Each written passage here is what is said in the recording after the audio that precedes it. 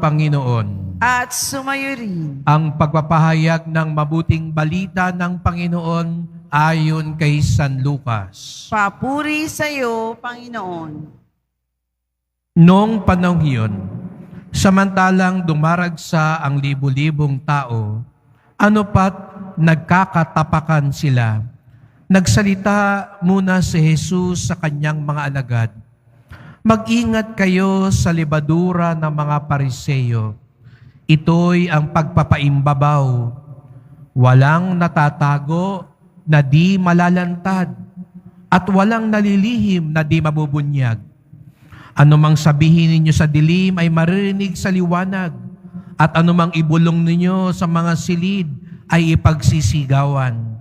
Sinasabi ko sa inyo, mga kaibigan, huwag ninyong katakutan ang mga pumapatay ng katawan, at pagkatapos ay wala nang magagawa. Sasabihin ko sa inyo kung sino ang dapat ninyong katakutan. Katakutan ninyo yaong pagkatapos na pumatay ay may kapangyarihan pang magbulid sa impyerno. Sinasabi ko sa inyo, ang Diyos ang dapat ninyong katakutan. Hindi ba ipinagbibili sa halagang 2 pera lamang ang 5 maya?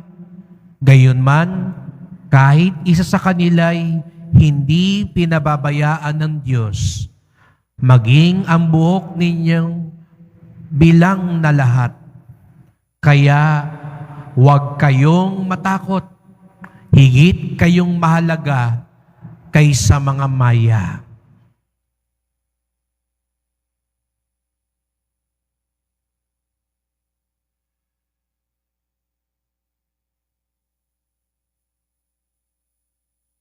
Ang mabuting balita ng ating kaligtasan. Pinupuri ka namin, Panginoong Hesukristo. Magsiupo muna po ang lahat. Magandang umaga po sa inyong lahat at maligayang pagdating sa tahanan ng ating mahal na pong Jesus Nazareno. Binabati din po natin ang mga kasama natin online, lalo na po mga may sakit at taga-alaga sa may sakit, at mga kababayan, mga kadeboto natin mula sa iba't ibang panig ng bansa at daigdig na nais sumama sa pagdiriwang ng misa dito sa ating sa Quiapo, sa Basilica Minor at Pambansang Dambana ni Jesus Nazareno. Araw ng Biyernes, araw ng debosyon, araw ng mga deboto, at higit sa lahat, araw ng ating poon.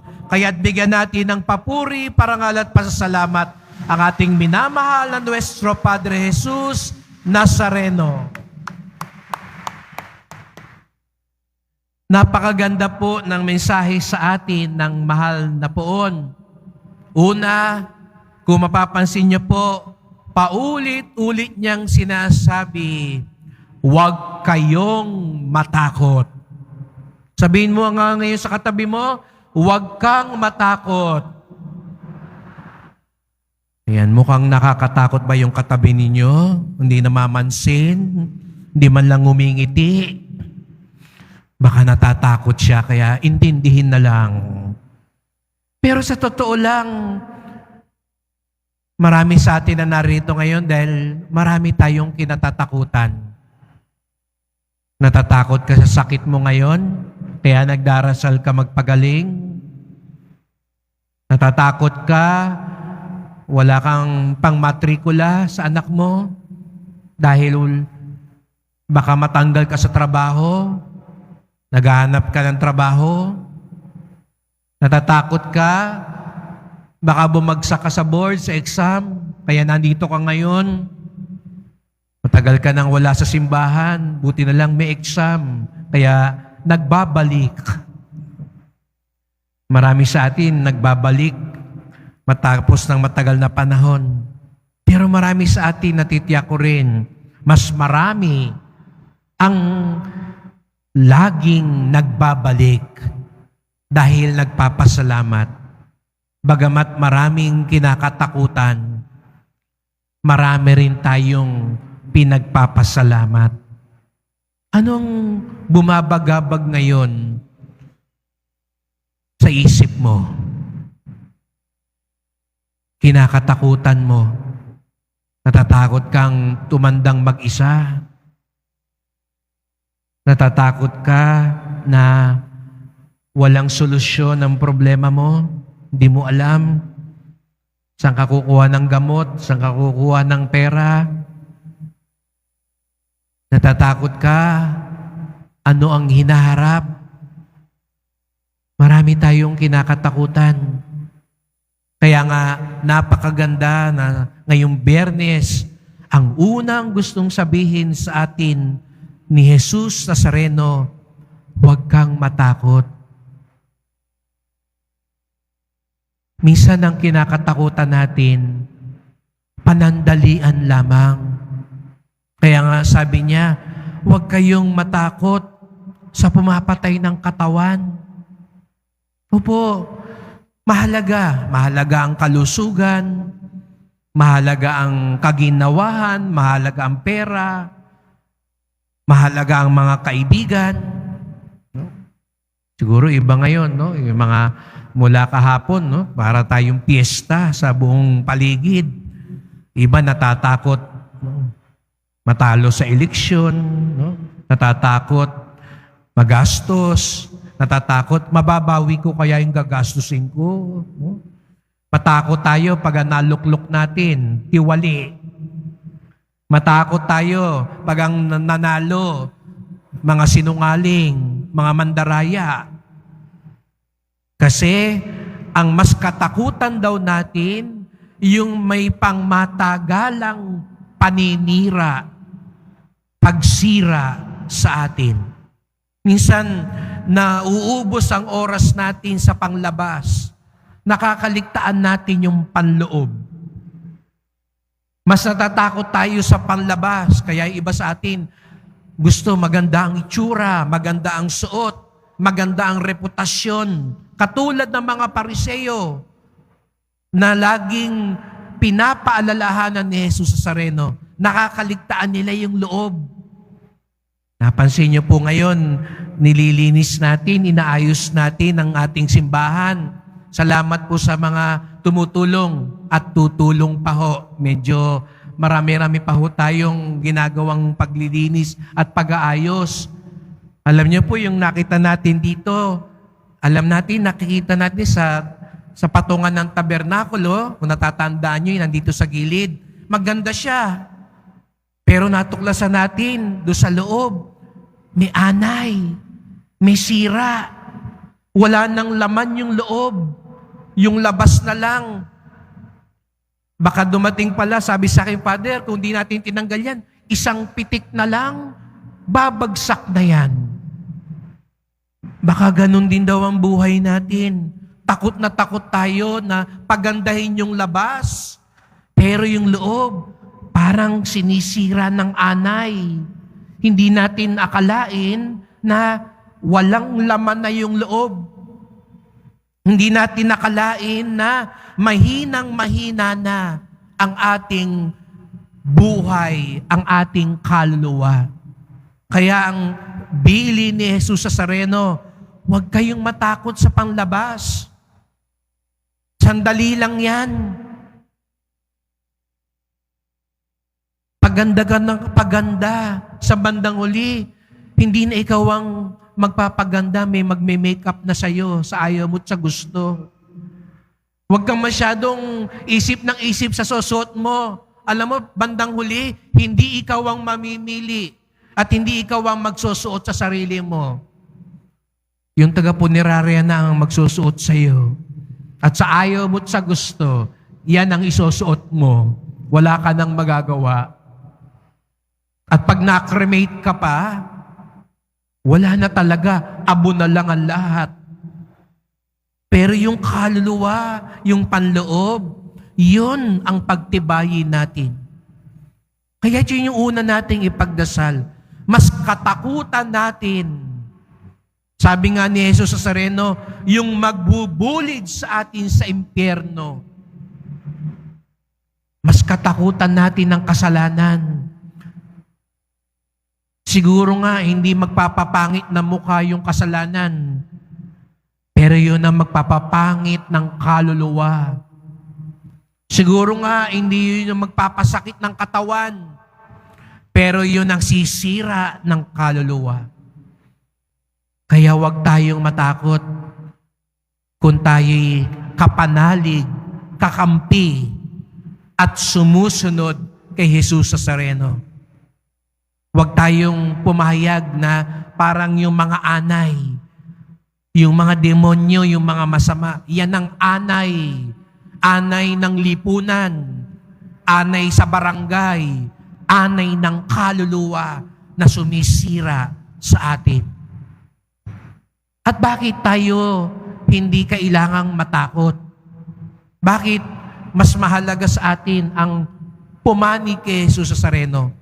Sapagkat ang pangalawang gustong sabihin sa atin ni Jesus Nazareno, bukod sa huwag kang matakot, ang gusto ring sabihin sa atin ngayon ni Jesus Nazareno, mahalaga ka sa akin.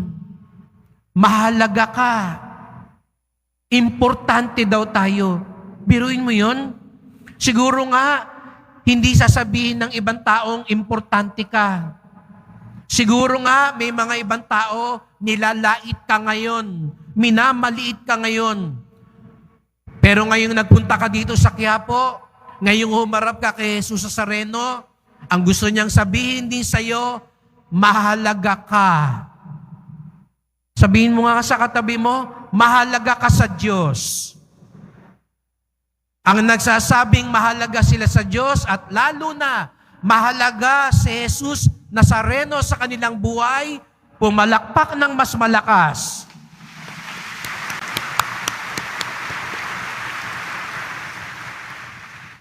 Mas mahalaga ka nga sa maya. Sabi nga ni Jesus Nazareno, kung yung mga ibon, inaalagaan ko, hindi ko pinababayaan, pinagmamatyagan ko, pinagmamalasakitan ko, kayo pa kaya? Mahalaga tayo sa Diyos, kaya hindi natin kailangan magkunwari. Hindi natin kailangan gayahin yung mga pariseyong mapag-imbabaw, nagpapalabas lamang. Sapagkat ang kailangan upang matapatan natin ang pagpapahalaga sa atin ng Diyos ay ang katapatan natin sa Diyos. Ulitin ko po, ang kailangan para matapatan ang pagpapahalaga ng Diyos sa atin ay ang ating katapatan sa Diyos. Huwag tayong mahiya, aminin sa Kanya ang ating kasalanan. Hindi natin kailangan magyabang kay Jesus Nazareno, magkunwari. Ang kailangan niya sa atin, pagpapakumbaba. Hindi natin kailangan magpakitang gilas kay Jesus Nazareno. Kaya tayo narito tuwing Biyernes, hindi dahil may gusto tayong patunayan sa Kanya. Kung hindi, gusto lang natin magpakatotoo sa Kanya. At ang pagpapakatotoo ay ang pag-amin ng ating kahinaan. Ang pagpapakatotoo ay ang pag-amin na kailangan natin siya, na kung wala siya, wala din tayo. Yun ang hinahanap ni Jesus Nazareno sa bawat isa sa atin. Pagpapakatotoo, pagpapakumbaba, pag-amin. Kung mahina tayo, aminin natin sa Kanya. At huwag natin baliktarin sa harap ng ibang tao. Kung meron tayong pinagsusumikapan ngayon sa buhay, huwag nating ipakita na parang okay lang ang lahat at parang talagang kaya natin lahat. Aminin natin sa Kanya na Siya ang tunay nating lakas. Yun daw ang tunay na kagandahan. Sapagkat hindi katulad ng mga sinisira ng anay, kapag tayo'y nagpapakatotoo, maganda ang loob at lalong gumaganda ang labas. Huwag kang matakot. Mahalaga ka kay Jesus Nazareno. Huwag kang matakot. May biyayang inilalaan sa iyo si Jesus Nazareno. Baka nga hindi yun yung dinadasal mo ngayon, hindi yun yung gusto mo ngayon, pero yung biyayang gustong ipagkaloob sa iyo ni Jesus Nazareno, ang tunay na magpapaganda, mag-aayos, at magpapatibay ng iyong buhay. Sana katulad ni Abraham sa kwento ni San Pablo sa unang pagbasa, ang maipakita natin, hindi lang yung gawa, kung hindi yung pagtitiwala natin sa Kanya.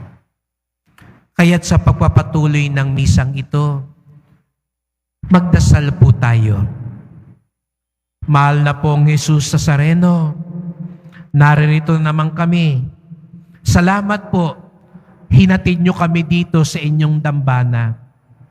Salamat po at sinasabi nyo sa amin, huwag kaming matakot. Dahil sa totoo lang, mahal na pong Jesus Nazareno, marami sa atin napipilay na sa mga pagkatakot sa buhay.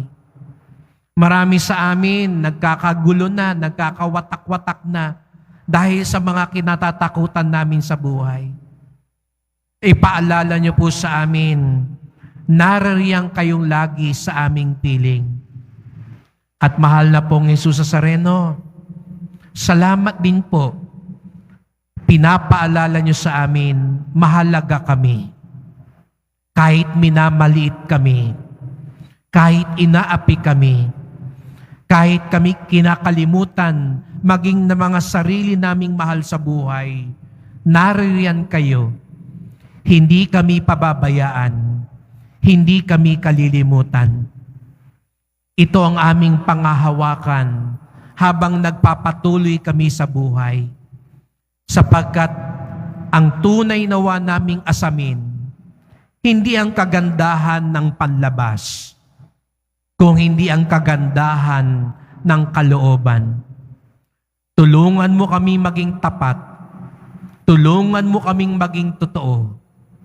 Tulungan mo kaming maging mapagkumbaba. Mahal na pong Jesus Nazareno, kaawaan niyo po kami. Basbasan niyo po kami. Amen. Amen.